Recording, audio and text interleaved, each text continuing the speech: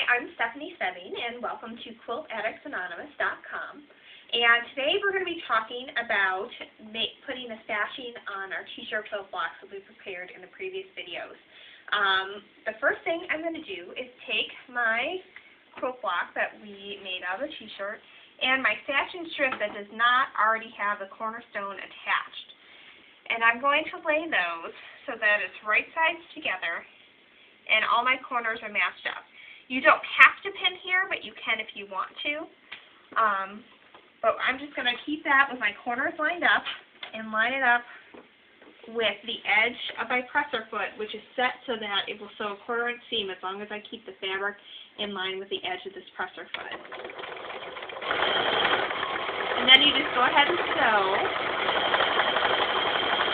across the top of your block. And again, make sure that you keep the fabric nice and lined up as you go through.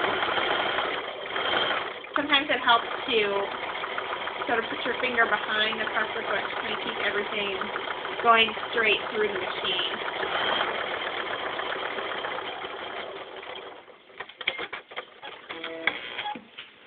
And when you're sewing this, a lot of blocks, you can chain stitch that, which means that you put in one block right after another. So I set the seam there, and now I'm going to put the applique pressing sheet over the top of this so that I don't get the screen printing ink from the t-shirt all over my iron. That makes a mess, and then you don't have it on your t-shirt anymore. So now I am going to pin, and I'm going to turn this to the side here, and now I'm taking my sashing that already has the cornerstone attached, and I need a pin. Grab that real quick. But I'm laying that right sides together as well, and as you can see, this piece of fabric is sort of turned upwards. I want to turn that back down. So I'm going to change the way that that is pressed.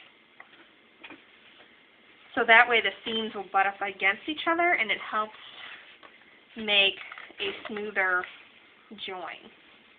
So now these seams are going in opposite direction, which I think you can see here. And I can kind of butt them, they'll just kind of lock in place like that when you have them going the opposite direction.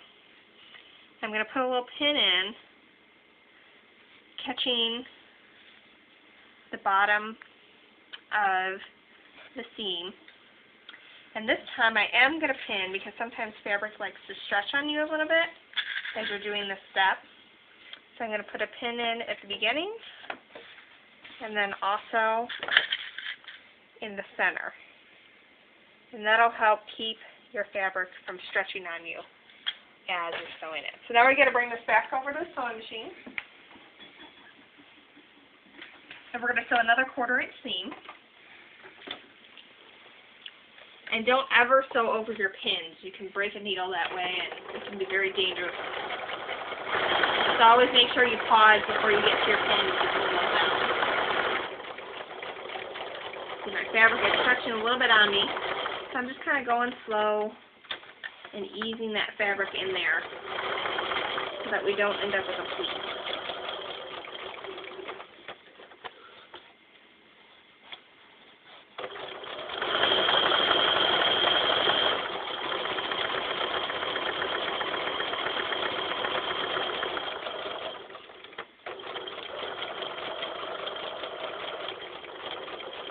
And whenever you come to a seam, I usually sew into the first part of the seam, pull the pin out because that join isn't going anywhere on you at this point, and then continue to the end.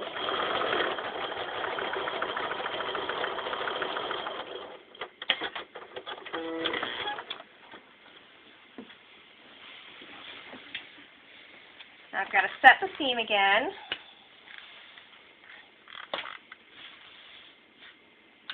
That open. And again, always use your applique pressing sheet whenever you are pressing on a t-shirt. Otherwise, the screen printing ink will come off on your iron and it'll make a big mess and your t-shirt won't look good anymore. I'll gently take that off. And now we have a block that is now put together with the sashing on the side and the top. And you want to do that with all of the t-shirts until you and just leave the side and the back free, because the next step we're going to lay them out and decide which ones are going to go where, and that's when we're going to put the sides and the bottoms on once we know what is on the side and the bottom of the quilt. So do this for all your t-shirts, and then come back to quiltaddictsanonymous.com next week, and I'll teach you how to lay them out in a pleasing pattern.